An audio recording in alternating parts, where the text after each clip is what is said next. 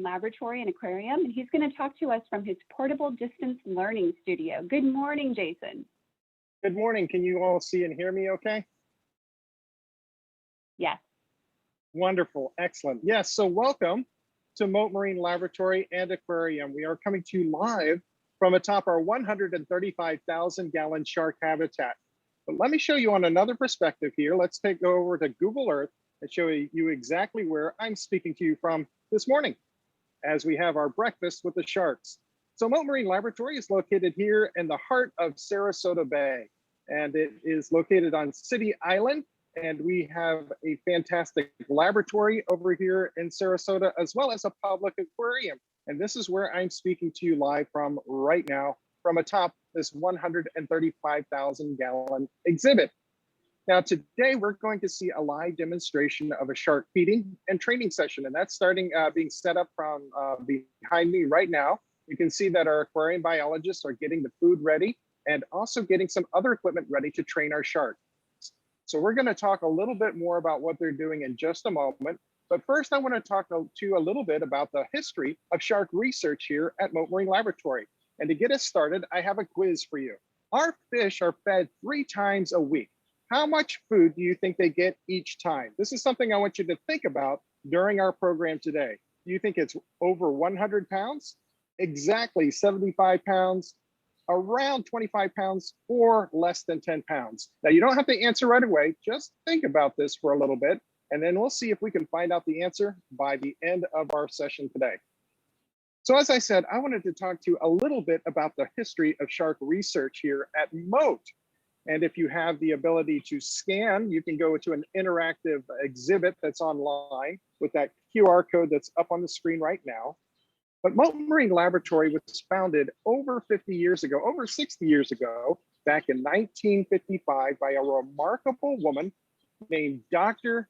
Eugenie Clark. And she was one of the first scientists to study living sharks in a serious and systematic way.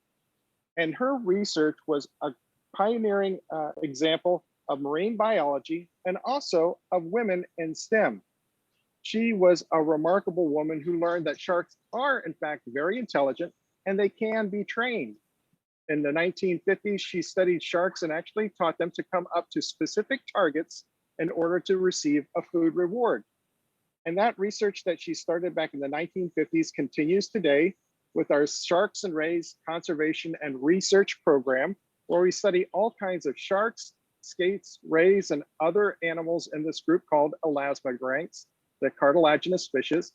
And we've expanded to over 25 research programs that also includes coral reef research, red tide research, sea turtles, manatees, and so much more. And here you can see another example of the kind of research that we do here at Mote Marine Laboratory and Aquarium. This is Dr. Carl Lure. Dr. Lure, along with Dr. Kathy Walsh, are biomedical researchers. So they use skates and stingrays as their marine mice. They're able to use these animals to study not only the health of them individually, but also apply those results to human health as well. So Dr. Lure is able to study these animals because the story is that sharks don't get cancer. You might have heard that before. Well, it's not entirely true, but they do have a remarkable immune system that seems to prevent a lot of the diseases that affect mammals and other creatures like us. So studying sharks at the cellular and the molecular level provides insight not only into marine ecology, but also human health. Absolutely fascinating research that's going on here at Mote Marine Laboratory. Well, that's a little look at what we're doing with sharks, rays, and their cousins that are in this habitat. But what exactly are we looking at? Well, take a look at this. This is a bird's eye view of our 135,000 gallon shark tank. And it's kind of divided into 2 sections. It's got a deep end, which I'm standing in front of right now. And then over my shoulder is the shallow pool. And you can see where the camera is located right there. That deep end is about 13 feet deep. And the shallow end in the back is not only an area where we can separate out the animals if we need to, but it also gives us a chance to focus in on particular animals if they need extra special attention, or to introduce new animals into the habitat. And then if you were to visit us here at Mote Marine Laboratory and Aquarium, you can actually see these sharks from underneath with our underwater viewing windows. And there's quite a number of animals located in this habitat, including 3 species of sharks. And we're going to look at 2 of them right now.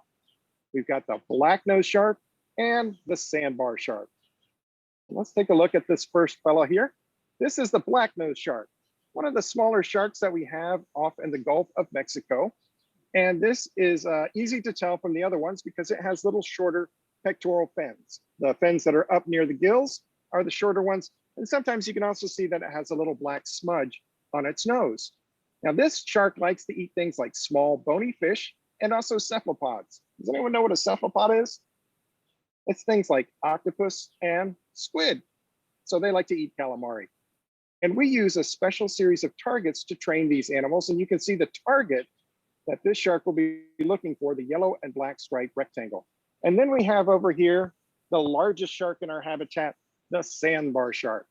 And this animal is looking for a target that is a blue and black triangle. And again, this is the largest shark in our habitat and also has the longest pectoral fins. And we'll see those in just a moment. And these animals like to eat bony fish and stingrays and also crabs.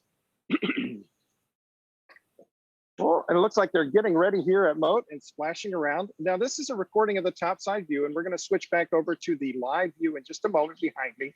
But you can see that we have not only sharks in here, but also a variety of other bony fish, including that one right there.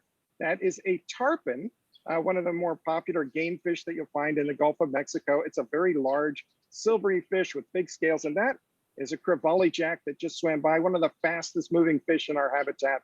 We also have snook, snapper, and there are Atlantic stingrays in the bottom as well. So all of these animals call this habitat their home.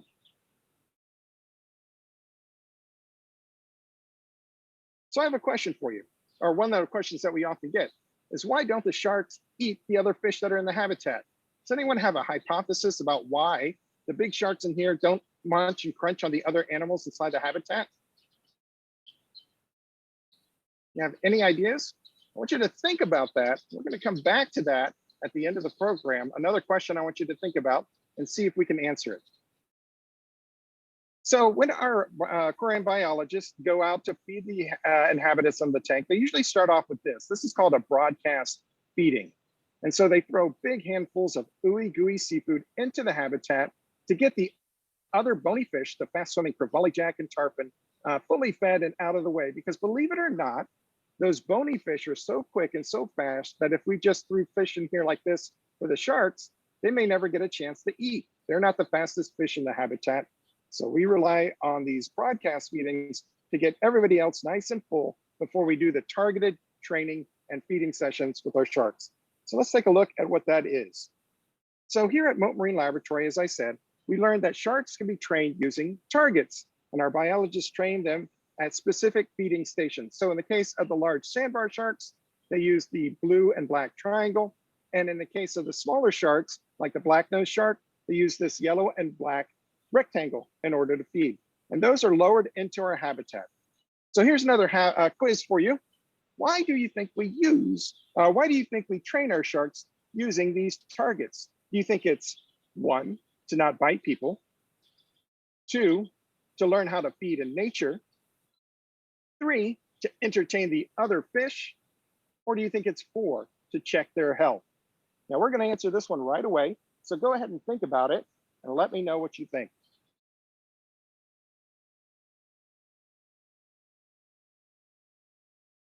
I'll give you another moment to think about it.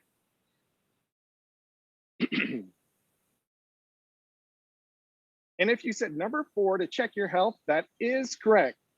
Now, it's not to bite people. We're not training them to do that, to learn not to bite people. In fact, what we do is we bring these fish up to the targets in order to check their health. It's much easier to bring our vets to the sharks than to bring the sharks to the vet. So our biologists will lower these targets into the habitat, and that brings them right up to the surface. And that gives us a great opportunity to look at these animals and see that they're behaving well. So to start the training session, what we do is we bang a pipe to the side of the habitat. I hope you heard that there. And then we lower those targets into the tank. And that is the cue for the sharks to come up to these feeding stations. And as you can see, that target is right up near the surface. And we use these long poles with little grabbers on them in order to feed the sharks and other fish that are in the habitat. And each shark has learned to associate each of those targets with their own feeding station. So here's another quiz. What is on the menu today? What do you think we feed our sharks? Do you think we're feeding them the other fish, romaine lettuce, shark chow, or high quality seafood? What do you think is on the menu for these animals today? Now, I hope you were paying attention and learned that we are not feeding them the other fish in this habitat. In fact, they're not even interested in that. Instead, it is high quality seafood that we're feeding them. This is 5-star restaurant quality seafood. It's the same kind of food that you might find in a restaurant when you go out to eat. And so we're feeding them a variety of different seafoods, including bonita, mackerel, herring, sardine. We'll even sometimes feed them calamari, which, if you remember earlier, is what? It's squid, right? Exactly. So they will actually get calamari sometimes in their diet as well. So this food is frozen in order to preserve it and also to prevent the spread of any kind of parasites or disease. And then we thaw it out and prepare it for each of our inhabitants. And here you can see a bucket full of capelin that we're getting ready for them. How would you like to have a big, nice big bowl of that ooey gooey seafood today for breakfast? Well, may not be what you want to eat, but it is what our sharks like to eat. And that's what our biologists are doing right now over my shoulder, getting that food ready for a particular group right now. Now, typically we'll feed either the stingrays or the nurse sharks back here. Kind of looks like they are feeding the stingrays, I believe, back there right now. And they just need a little extra special bit of attention. So back to my question, why don't the sharks eat the other fish? Did we have any answers come in to the chat space? Did we have any hypotheses about why that might be the case? We didn't, Jason. We had a question come in, but we didn't have an answer yet. I'll keep an eye out for it, though. No problem at all. And keep those questions in mind and keep them coming. If you have questions, go ahead and type them in right now. If you have questions about sharks or any other sea life that we can try to answer, and I'll get to those in just a moment, so stand by. But the reason that our sharks don't eat the other fish in the habitat is because they're so well fed. They get fed 3 times a week, and they get fed about 25 pounds of seafood. Can you imagine that?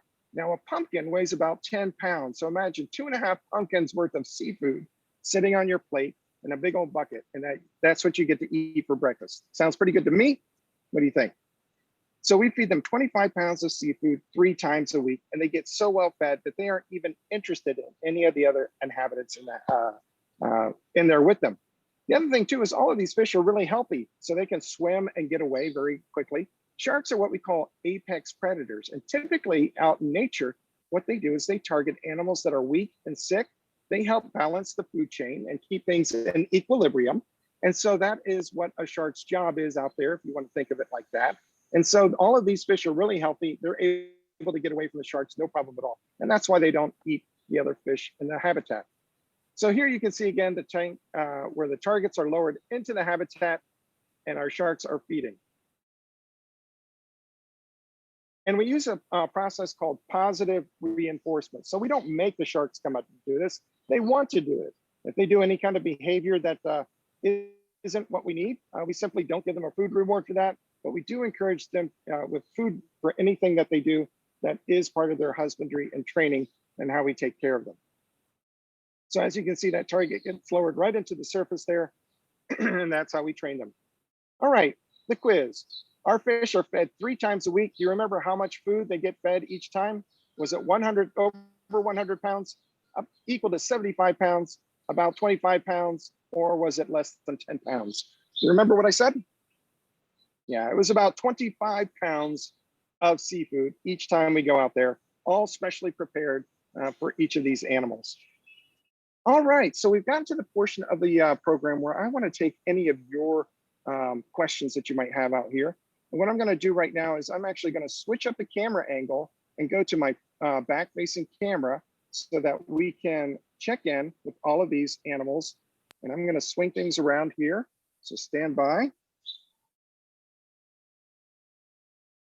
Swing it around and then take any questions that you might have about these animals or any of the sea life that we have here at Mote. So Jason, we got a couple of questions. The first one is, what is the lifespan of a black-nosed shark? What is the lifespan of a black-nosed shark? Miss Shannon, do you know? No, she's going to check it out. I don't know off the top of my head the exact age of a black-nosed shark, but we do know that many shark species are very long-lived. In fact, recent research on their cousins, the Greenland sharks, all the way up near the Arctic Circle, we've discovered that these animals can live to be over 400 years old. Can you believe that? An animal that has been around for over 400 years, and that is our sharks up in Greenland.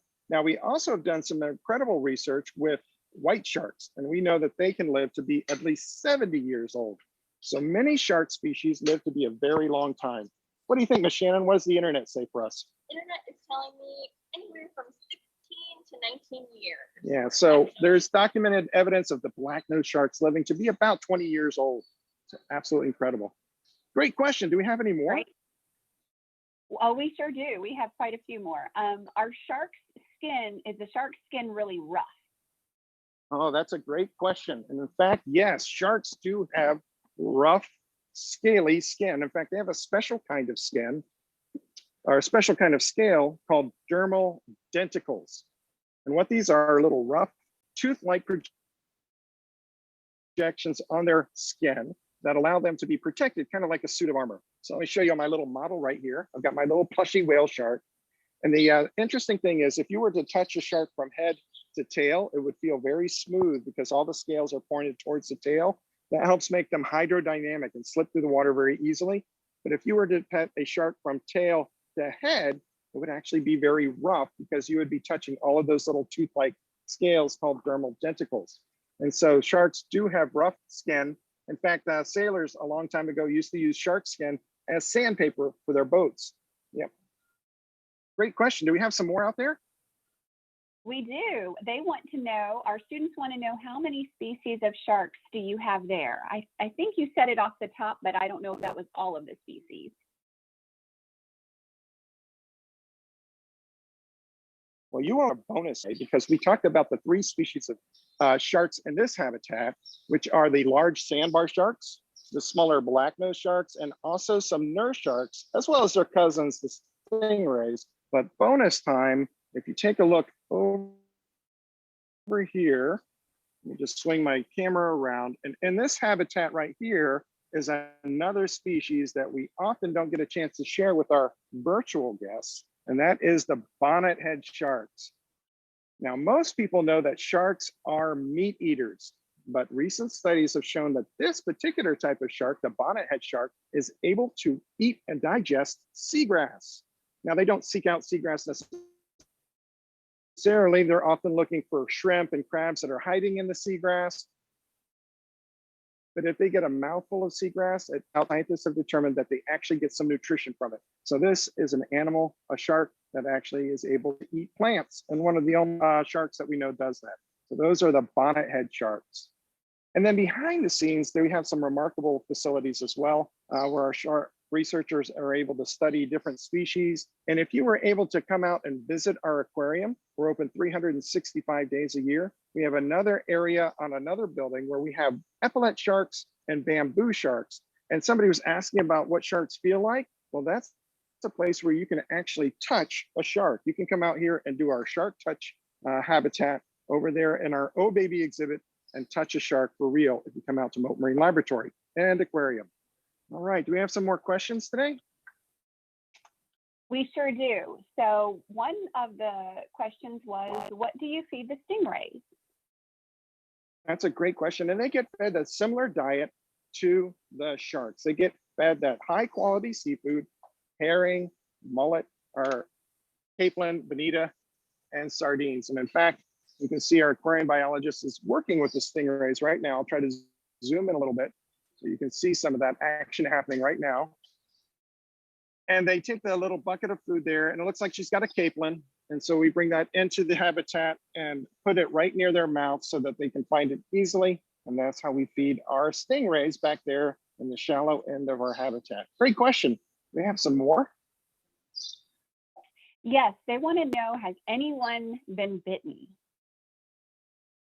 Has anyone ever been bitten by a shark? And Miss Shannon, can you bring me that black container there? Thank you. So I don't know of anyone who's actually been bitten by any of the inhabitants of our shark habitat here at Mote. Our dive safety officers have a lot of procedures in place to keep both the fish and the people safe. When we go into our habitat to clean the habitat, clean the walls and the glass, we'll actually take a very large net and stretch it across this side of the tank. And we'll keep all the fish and sharks on one side, and then the divers can work on the other side. And then when they need to work on it, we'll just reverse it, open the net up, all the fish go on that side and the divers come on this side. And that's how we keep the habitat nice and clean and safe. Now, I have been bitten by a shark, but it wasn't a living one. Instead, what happened to me was I actually got bitten by these. This is a set of jaws from a lemon shark, and we were handling these during a program, and I actually accidentally stabbed myself on the teeth. These are very sharp, even though this is an animal has deceased. It's no longer alive, obviously. We got this jaw from it though, and these teeth are still very super sharp, so I have to be very careful when I'm handling it. And so these are the teeth of a lemon shark, and you can actually see that sharks have multiple rows of teeth. They can have up to 4 or 5 rows of teeth at a time. And the other remarkable thing is that sharks have an endless supply of teeth. So they bite into their food. The teeth are not very well connected. So they'll lose their teeth in the food that they're eating all the time. And this tooth will just pop out, and the one behind it will just rotate forward. And they have that endless supply of teeth. Now, sharks, just like humans, get visits from the tooth fairy, right? But she doesn't pay them in real money. She pays them in sand dollars. That's how we get our shark's teeth, right? Any other questions? Yes, we have a question about this. This came in several times. What happens when one of your sharks dies? Oh, that's a great question. What happens when an animal passes away? Well, here at Mote Marine Laboratory, we actually have a facility for doing something called a necropsy. A necropsy is another term for an animal autopsy. So we can find out if the animal died from natural causes or maybe there was an accident. And again, that's why we do these training sessions with our sharks to try to make sure they're healthy and acting normal. But animals do get old and they sometimes do leave us. And so if they do, we can take them to that special place over in another building and take a look inside and outside of them to see if we can figure out what caused them to pass away. And that is what we do with those animals there. We do an animal autopsy of them or a necropsy. And we'll actually do that not only with sharks, but also other creatures. We have a strandings investigation program, which is a group of scientists who go out and help sea life out in nature. So if a manatee needs extra help, or a dolphin or a sea turtle, we can bring them into our dolphin and whale and sea turtle hospital and try to nurse them back to health and rescue them and rehabilitate them and hopefully eventually release them.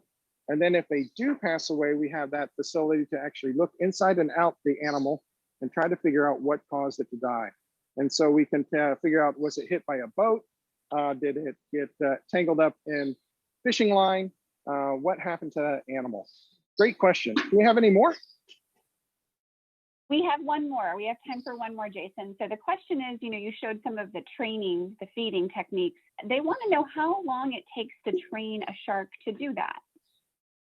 It's a great question.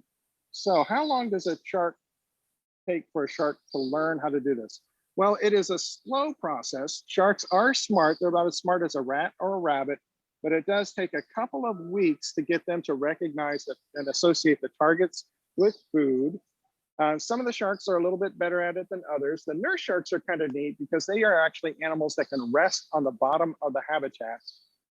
And instead of coming and swimming right by the target to get fed, like you see this one right here, instead they can actually station at specific places in our habitat and kind of hang out right next to the edge of the aquarium in order to get fed. Now, there are a lot of things happening out in our ocean that need our help. And right now, I want to go ahead and share with you a couple of things that you all can do to help our oceans. So if you are interested in helping out with animals and sea life, here are some of the things that you can do in order to help them. So up on our screen right now, one of the things you can do is if you go out into nature, out into a beach or other area, go ahead and take 3. You can pick up 3 pieces of trash or maybe more of them and dispose of them properly. Remember to reduce, refuse, reuse, and recycle. And you can find out more about how to do that at take3.org. Another thing that you can do is speak up and choose environmentally sustainable seafood. It's one of the most powerful actions you can take. Make wise seafood decision. It's a great way to learn about that is that our partners at seafoodwatch.org, they work with fishermen and scientists in order to find out which fish are best to eat and to avoid the least amount of waste and unsustainability. And then the other thing you can do, is, of course, is adopt an animal. Right here at Mote Marine Laboratory, you can help directly support the creatures that you met today by going to mote.org/adopt. You can adopt a shark, an octopus, seahorse, and a lot more. And if you do get a chance to come out to Mote Marine Laboratory, we have so many different kinds of programs that you can participate in, including field trips, morning rounds, breakfast with the sharks. You can do this yourself by signing up for a Breakfast with the Sharks program. Find out more about that at mote.org/education. And speaking of education, I have a special opportunity for all of you coming up in November. That's our Thanksgiving in the Ocean program. That's another free live stream event that's coming up on November 19th in partnership with CILC and WebEx Cisco. And we're going to do the same kind of setup, but this time we're going to meet the manatees. All right. Well, that is it for me here at Mote Marine Laboratory and Aquarium. Did we get to all the questions? We did. Jason, thank you so much for having us this morning. This was wonderful. I think we had a lot of great questions, but so much great information. And if anyone gets a chance to go down to Sarasota to check out Mote Marine, it is a wonderful experience. And we also want to give a quick shout out to some of our schools: Academy at the Lake, Sunflower, Midtown Academy, Calvin Hunsinger School. All of these folks submitted questions, and we so appreciate you all and your students for participating this morning in our first Science Festival presentation. And we'll be back at 9:30, and we can't wait to see you then. You are live at the St. Petersburg Science Festival.